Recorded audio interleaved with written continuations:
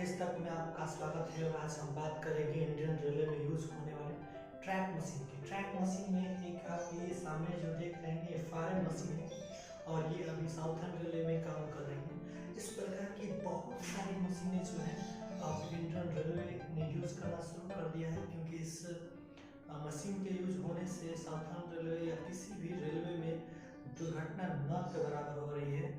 और जिससे आपको हम बता दें कि इंडियन रेलवे को मेन पावर की बहुत कम जरूरत पड़ती है। और ये मशीन जो आप देख रहे हैं वो बैलेंस को क्लीन करने का काम करता है। जो बैलेंस होते हैं बड़े बड़े बैलेंस को शोल्डर फ्लोर के द्वारा उसी के स्थान पर रख देते हैं और छोटे छोटे जो बैलेंस और मिट्टी के कण होते हैं उसे आउटसाइड कर देते हैं। तो ये बेहतरीन मशीन जो है इंडियन रेलवे आजकल बहुत सारा यूज़ कर रही है, जिससे आप देख सकते हैं कि जब ये जो मशीन है वो काफ़ी अच्छे से कार्य कर रही है। और बहुत सारे ऐसे मशीनें हैं जिनकी वजह से आज रेलवे के बहुत सारे काम को आसान कर दिया गया है। तो सीधे आप देख सकते हैं इन मशीनों को कैसे यूज़ में लाया जा सकता है और क्यों यूज़ किया जा रहा है।